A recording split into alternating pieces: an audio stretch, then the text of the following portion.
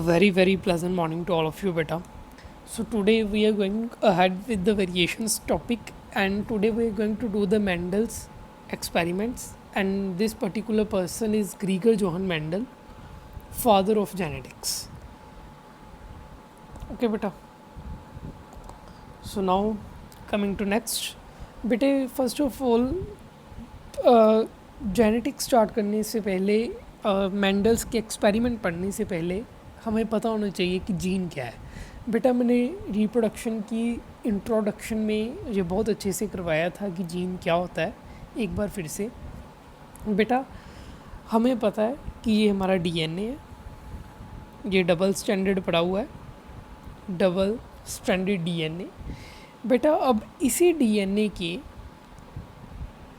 किसी भी एक हिस्से को, एक सेगमेंट को, सपोज करो इतनी सेगमेंट को हम जीन कहते हैं। The basic unit of inheritance which contains information to express a particular trait. For example अब सपोज करो कि ये जो डीएनए है इसके इतने हिस्से में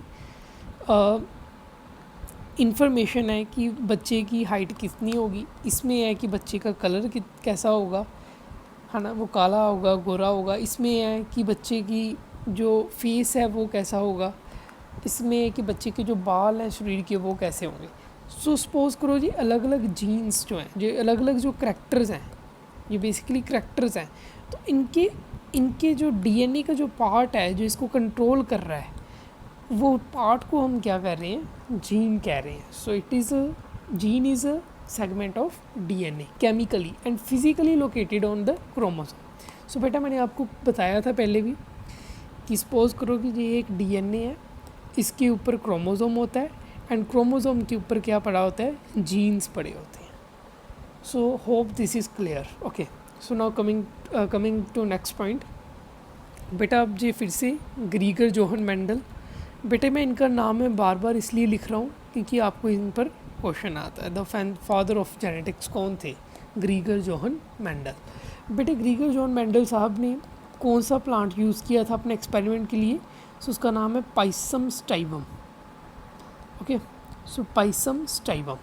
अब जब भी हैंड रिटन लिखना है तो हमने पी बड़ा डालना है, एस छोटा डालना है एंड इसको अंडरलाइन करना है, पाइसम स्टाइवम।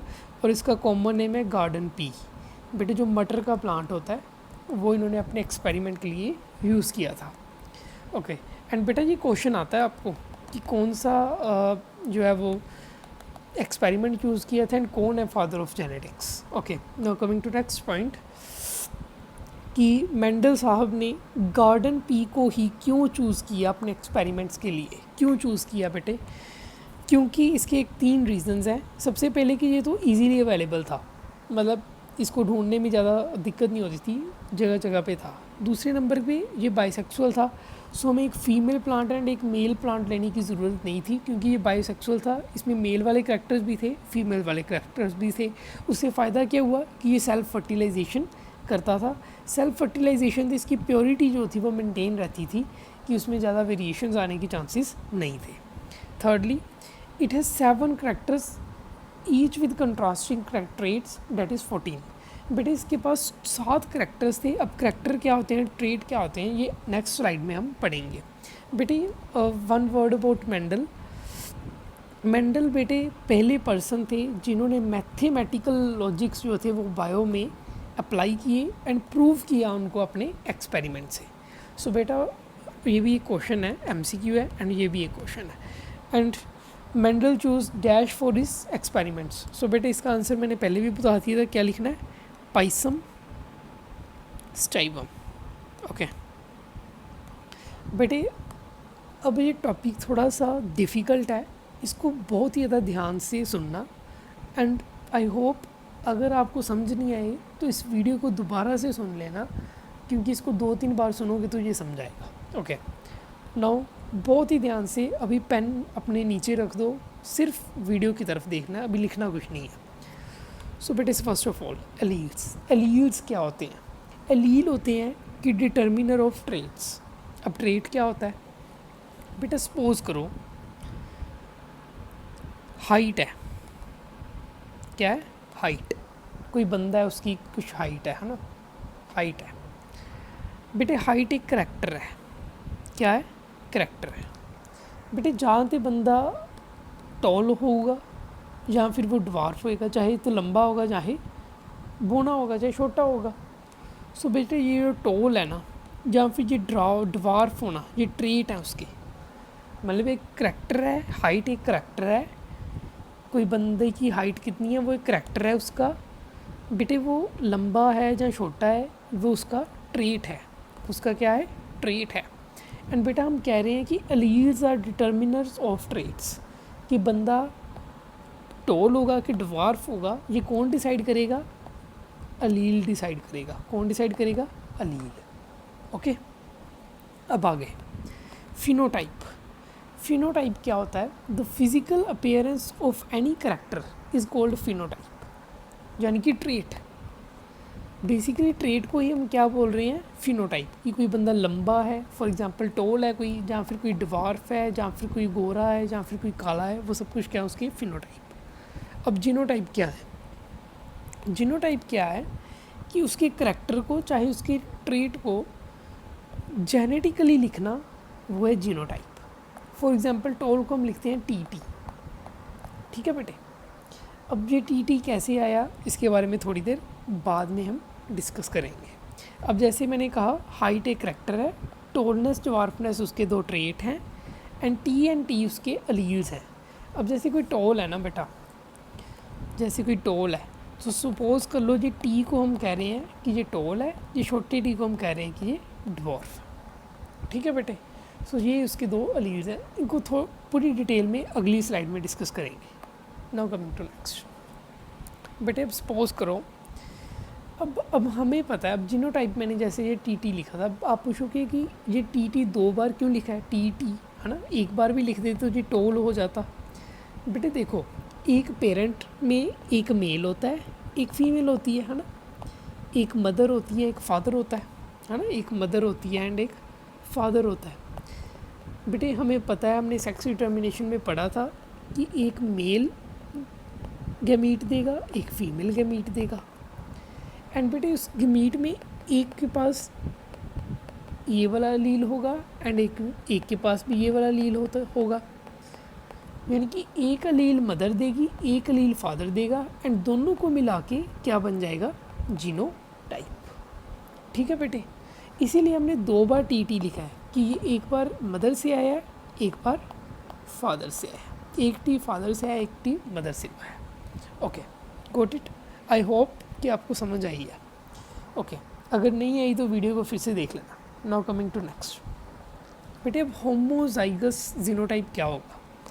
अब सपोज़ करो बेटा कि जी जो अब मैंने आपको क्या कहा कि हाइट के कितने अलील्स हो गए, फिर टोटल एक टी हो गया, एक ये वाला टी हो गया।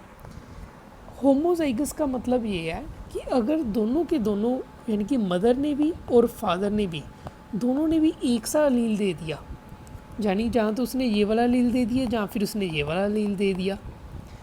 सो दोनों ने अगर टी बड़े बड़े दे दिए या फिर छोटे छोटे दे दिए, तो वो बन जाएगा हमारा homozygous genotype when both the alleles in a pair are similar.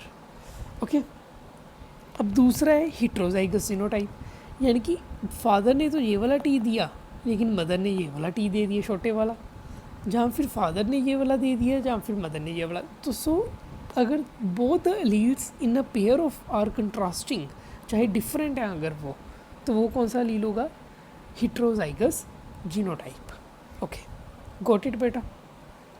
अब आगे बेटे, अब सपोज करो कि ये टी है, ये टी है, ये टी। बेटे अब कोई प्लांट है पाइसम स्टाइवम, उसके एक के पास ये है, एक के पास ये है, एक के पास ये है। बेटे अब ये जो बड़ा टी है ना, इसका मतलब ये है कि प्लांट जो है वो लंबा होगा, क्या होगा, टॉल होगा। ये जो छोटा टी है इसका मतलब क्या है कि प्लांट जो है वो ड्वार्फ होगा, यानी कि अगर किसी के पास दो टी हैं तो वो प्लांट जो है वो बड़ा होगा। सपोज़ करो कि उसकी हाइट इतनी है, ठीक है। अब ये जो ड्वार्फ है, सो वो छोटा रह गया बेचारा, डेट्स ऑल। बेटे अब जिसके पास दोनों है ना, ये बड़ा भी है ये छोटा भी है, उसके पास क्या होगा कि वो वाला प्लांट भी बड़ा ही होगा। ऐसा नहीं है कि एक छोटा टी एक बड़ा टी है तो प्लांट जो है वो इन दोनों के बीच वाले साइड का हो जाएगा, नहीं, वो प्लांट भी क्या होगा, बड़ा होगा। बेटा अब सपोज़ करो ये क्लास है, एक क्लास है, बच्चे बैठे हैं एंड टीचर भी बैठे हैं। बच्चों को सपोज़ कर लो कि ये छोटे हैं, छोटा टी है, टीचर को सपोज़ कर लो कि ये बड़ा टी है। ठीक है बेटे, अब अगर टीचर ने कह दिया कि टेस्ट होगा, बच्चे चाहे जो मर्जी कहते नहीं, टीचर तो टेस्ट लेगा ही लेगा। सो इसकी वजह से अगर टी होंगे तो किसकी चलेगी, ये बड़े वाले टी की चलेगी। अगर टीचर्स ही इकट्ठे बैठे हुए हैं, अब सभी टीचर्स कह रहे हैं कि टेस्ट लेना है, टेस्ट लेना है, टेस्ट लेना है, सो बेटा फिर तो टेस्ट हो के ही रहेगा। अगर सारे के सारे टीचर बैठे, अब सपोज़ करो कि क्लास में टीचर ही नहीं है, सिर्फ बच्चे हैं, तो फिर बेटे अगर सभी बच्चों ने कह दिया कि टेस्ट होगा तो होगा, अगर नहीं होगा तो नहीं होगा, तो इन बच्चों की चलेगी। सो बेटे इस तरह से आप इसे याद रख सकते हो। ओके, सो अब ये जो बड़े वाला टी, ये जो छोटे वाले टी की नहीं चलने दे रहा, इसको हम कहेंगे डोमिनेंट। क्या कहेंगे, डोमिनेंट, क्योंकि ये डोमिनेट कर रहा है ना। सो ये हो गया डोमिनेंट एलील। और ये जो छोटे वाला जो बेचारा जिसकी चल नहीं रही है, वो क्या हो गया, रिसेसिव एलील। क्या हो गया, रिसेसिव एलील। सो बेटा अब ये छोटे वाले की चलेगी कब चलेगी, जब इसके पास क्या होगा, होमोजाइगस पेयर होगा, यानी कि जब इसके सारे के सारे इसके भाई बैठे होंगे, छोटे टी। ठीक है बेटे, सो ये इसकी चलेगी कब, जब ये होमोजाइगस होगा। और ये जो बड़े वाला टी है, इसकी दोनों साइड पे चलेगी, चाहे पेयर हेट्रोजाइगस है चाहे पेयर होमोजाइगस है, इसकी दोनों बार चलनी ही चलनी है। सो बेटे अगर ये कंसेप्ट आपको समझ आ गया तो आपके लिए हेरिडिटी बहुत ही ज़्यादा आसान होने वाली है। सो now coming back, now suppose this is a dominant allele, the allele which represents itself in both homozygous and heterozygous combination, that is even in the absence of alternate allele, is called dominant allele। ठीक है बेटे, अगर कोई भी allele जैसे in the presence of dominant allele, जैसे T ये छोटे टी अगर पास में था तब भी प्लांट जो था वो टॉल ही बन रहा था, एंड अगर बड़ा टी था तब भी प्लांट जो था वो बड़ा ही बन रहा था, टॉल हो रहा था। ठीक है बेटे, और जो भी डोमिनेंट अलील होगा उसे हम हमेशा कैपिटल लेटर से लिखेंगे, जैसे T for tallness, V for violet. अब वायलेट क्या चीज़ है वो आगे देखेंगे। उसी तरह से रिसेसिव अलील, बेटे रिसेसिव अलील क्या होता है कि the allele which represents itself only in homozygous combination, for example छोटा टी। सो बेटे ये अपने आप को कब रिप्रेजेंट कर रहा था, जब इसके भाई पास में थे। ठीक है बेटे, that is in presence of an identical allele only and get suppressed in the heterozygous. जैसे कि जब बड़े वाला टी आया तो इसने इसकी नहीं चलने दी, इसे सप्रेस कर दिया। ठीक है बेटे, सो इसे हम कहेंगे रिसेसिव अलील। ओके बेटा, सो आई होप कि आपको ये सारे का सारा समझ आ गया है। अगर ज़्यादा समझ ना आए तो इतनी बार याद रख लेना कि जो बड़ा टी है ये टीचर है, ये बच्चे हैं, एंड अगर ये दोनों जब इकट्ठे बैठे होंगे तो टीचर की चलेगी। ठीक है बेटा, so now coming to next. बेटा अब सपोज़ करो कि ये डोमिनेंट ट्रेट है, ये रिसेसिव ट्रेट है। सो जो हमने कहा था ना कि जो पाइसम स्टाइवम है उसके 7 करैक्टर्स हैं, एंड 7 करैक्टर्स के आगे हमने क्या कहा था कि उसके 14 ट्रेट्स हैं। सो बेटे अब वही पढ़ने जा रहे हैं, ये करैक्टर है एंड ये उसके ट्रेट्स हैं। अब सपोज़ करो पहला क्या है, सीड शेप, कि चाहे तो सीड जो है वो राउंड है, चाहे वो रिंकल है। बेटे अब सपोज़ करो कि अगर आपसे मैं पूछूं कि इसका जीनोटाइप क्या होगा, सो इसका जीनोटाइप क्या होना चाहिए, चाहे बड़ा आर, चाहे बड़ा आर छोटा आर। ठीक है, एंड रिंकल का कब होना चाहिए, जब छोटा आर होगा। ठीक है बेटे, got it. Secondly seed colour, ये येलो वाला डोमिनेंट है, ये वाले रिसेसिव है। सो बेटा इसका खुद बताओ, अब येलो वाले का क्या होगा, बड़ा वाई या फिर बड़ा वाई छोटा वाई। ग्रीन वाले का क्या होगा, छोटा वाई। वायलेट वाले का बड़ा वी एंड वाइट वाले का या फिर बड़ा वी या फिर छोटा वी।